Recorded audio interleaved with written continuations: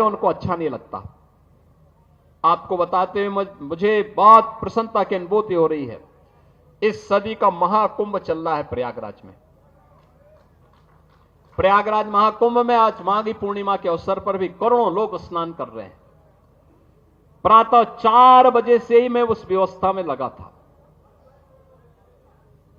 मेरे सामने कल एक परसों असमंजस की स्थिति थी कि मैं यहां पे प्रतिमा अनावरण कार्यक्रम में आ पाऊंगा कि नहीं आ पाऊंगा।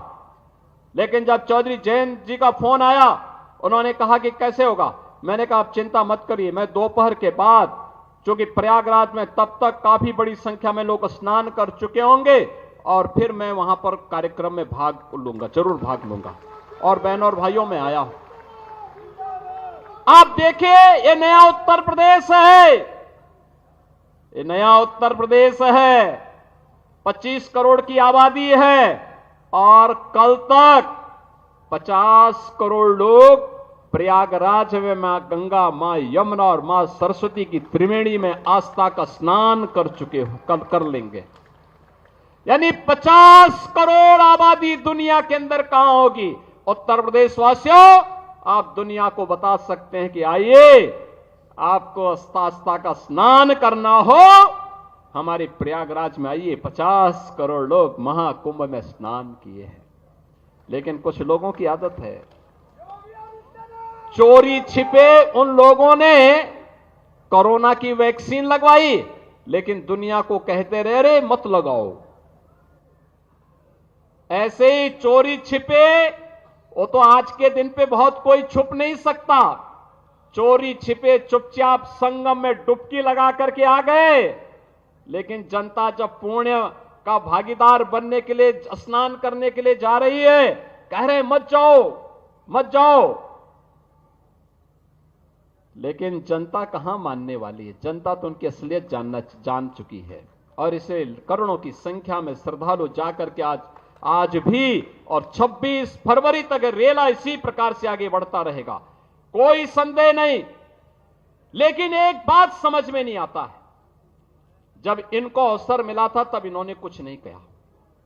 याद करिए बागपत के नौजवानों, पुलिस की भर्ती निकलती थी, बागपत का नौजवान पुलिस की भर्ती होने से वंचित हो जाता था। लेकिन अब आपकी भर्ती हो रही है। याद करिए, अभी 60,200 पुलिस के नए भर्ती की प्रक्रिया चल रही है। फिजिकल टेस्ट हो रहा है। अगले 1.5 महीने के अंदर, 1.5 से 2 महीने के अंदर इनकी ट्रेनिंग का कार्यक्रम आगे बढ़ेगा और इस साल के अंत तक यूपी पुलिस को 60,200 नए पुलिस कार्मिक मिलेंगे, बिना भेदभाव के। बागपत का नौजवान भी होगा, मुजफ्फरनगर का भी होगा, बुलंदशहर का भी होगा, गाजियाबाद का भी, हापुड़ का भी, बिजनौर का भी, शामली का भी, सहारनपुर का भी, हर एक जनपद का नौजवान होगा। उत्तर प्रदेश की ताकत का एहसास कराएगा। और उत्तर प्रदेश का नौजवान ही नहीं होगा, उत्तर प्रदेश की बेटियां भी होंगी, क्योंकि उनके लिए तो 20% जगह हमने अनिवार्य रूप से कर दिया है कि बेटी भी इसमें अनिवार्य रूप से भर्ती होगी। बहनों और भाइयों, इन नौजवानों के बल पर ही हम उत्तर प्रदेश की कानून व्यवस्था को देश की सबसे बेहतरीन कानून व्यवस्था बना रहे हैं। बेटी भी सुरक्षित है, व्यापारी भी सुरक्षित है। हर व्यक्ति अपने आप को सुरक्षित महसूस करता है। यहां निवेश आ रहा है, नए नए निवेश के माध्यम से हम आगे कार्यक्रम आगे बढ़ा रहे हैं। और मैंने तो अभी जयंत जी को बताया है, मैंने कहा हम लोग दिल्ली बागपत देहरादून एक्सप्रेसवे में बागपत के पास एक इंडस्ट्रियल कॉरिडोर का निर्माण का कार्यक्रम कराना चाहते हैं। यहां इंडस्ट्री लगे, इस कार्यक्रम को हम आगे बढ़ाना चाहते हैं। बस उसमें आप लोगों का आशीर्वाद और सहयोग प्राप्त होगा तो हमारे स्तर पर कहीं कोई संदेह नहीं। उस कार्यक्रम के लिए हम लोग पैसे की व्यवस्था भी कर चुके हैं। बहनों और भाइयों, ये कार्यक्रम इसी रूप में आगे बढ़ेंगे। बागपत में मेडिकल कॉलेज के निर्माण की कार्रवाई को तेजी के साथ आगे बढ़ाने का आदेश दिया जा चुका है। मेडिकल कॉलेज बागपत में भी होगा। यहां पे इंटर कॉलेजेस की मांग, सड़कों के निर्माण की मांग या अन्य जो भी अन्य कार्यक्रमों को आगे बढ़ाने की मांग यहां के हमारे जनप्रतिनिधियों के माध्यम से हमारे पास आती है। हम लोग उसमें कहते हैं कोई किसी प्रकार का कोई रोक टोक नहीं होना है। और बहनों और भाइयों, आज उन्हीं कार्यक्रमों को लेकर के हम लोग यहां पर आए हैं, जिसमें लोक निर्माण विभाग की भी सड़कें हैं, जिसमें 138 परियोजनाएं हैं। राजकीय इंटर कॉलेज सिंगावली अहिर का भी आज यहां पे लोकार्पण हुआ है।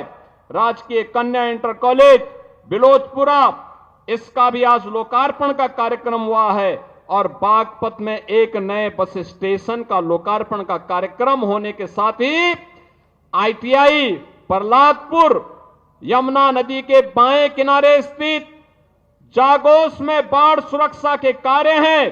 खेलो इंडिया कार्यक्रम के अंतर्गत ग्राम मितली में मल्टीपर्पज हॉल का निर्माण है। और पुलिस लाइन बागपत में महिला बैरक के निर्माण के साथ ही थाना बिनौली में भी, थाना रमाला में भी हॉस्टल और बैरक के निर्माण की कार्रवाई होने की कार्रवाई यहां पर आगे बढ़ाई गई है। शिलान्यास के साथ ही हमने बड़ौद अमीनगर सराय मार्ग का, छपरौली से बिजवाड़ा रजवाहा माखर नहर पट्टी का निर्माण का कार्य और बागपत से मुरादनगर मार्ग को 2 लेन चौड़ीकरण सुदृढ़ीकरण के कार्य का शिलान्यास भी किया है। तो हिंडन नदी पर नए सेतु के पहुंच मार्ग और सुरक्षात्मक कार्य के लिए भी आज शिलान्यास का कार्यक्रम हुआ है। जिला चिकित्सालय बागपत में 50 सैया के क्रिटिकल केयर ब्लॉक के निर्माण का भी आज शिलान्यास हुआ है। तो राजकीय आयुष यानी आयुष चिकित्सालय में हम लोगों ने यहां पर भी उसके एक ब्लॉक का, इसके साथ ही मुख्यमंत्री अभ्युदय कंपोजिट विद्यालय और सिक्का में भी उसके शिलान्यास का कार्यक्रम हुआ है। बड़ौत में अमर शहीद बाबा सामल सिंह स्थल के पर्यटन विकास के लिए भी हम लोगों ने 1 करोड़ की राशि यहां पर उपलब्ध करवाई है, जिससे इसका सुंदरीकरण का कार्यक्रम आगे बढ़ाया जा सके। बहनों और भाइयों, विकास के लिए पैसे की कमी नहीं होगी। मुझे तो केवल आपसे एक बात कहनी है, और वह ये कहनी है कि यहां पर हम लोगों ने सचमुच यहां का हमारा अन्नदाता किसान अपनी मेहनत से उसने खेती के नए तकनीक को अपना करके कैसे विकास की बुलंदियों को और आमदनी को कैसे बढ़ाया जा सकता है, कोई सीखे तो हमारे यहां पश्चिम के किसानों से सीख सकता है। और इसीलिए उसी को प्रेरणा में रख करके अन्नदाता किसान के बारे में चौधरी साहब की बातों को ध्यान में रख करके कि देश के विकास का रास्ता देश के खेत और खलिहानों से होकर के जाता है। चौधरी साहब जिस बात को कहते थे, उसी बात को ध्यान में रख करके हम लोगों ने कार्य प्रारंभ किया। मुझे बताते हुए प्रसन्नता है कि यहां पर अब तक रमाला चीनी मिल के पुनरुद्धार के साथ ही हम लोगों ने से 5000 टीडीसी की पहले ही हम कर चुके हैं, और साथ साथ 27 मेगावाट का कोजन प्लांट भी, जिसमें विद्युत संयंत्र उससे लगा करके उसके माध्यम से ऊर्जा उत्पादन के केंद्र के रूप में भी उसे विकसित करने का काम किया गया है। और मुझे बताते हुए प्रसन्नता है बहनों और भाइयों, एक आंकड़ा जरूर आप लोग नोट करना। पिछले 8 वर्ष में, अभी 8 वर्ष हमें 25 मार्च को होंगे, लेकिन मैं आपको बताना चाहता हूं अभी तक हम लोगों ने 2017 से अब तक 2,72,600 करोड़ रुपए अन्नदाता किसान को केवल गन्ना मूल्य का भुगतान अन्नदाता किसान के खाते में सीधे किया है, यानी 2,72,600 करोड़ रुपए। और मुझे बताते प्रसन्नता है कि 2023-24 का 99.51% का गन्ना मूल्य का भुगतान हम लोग कर चुके हैं।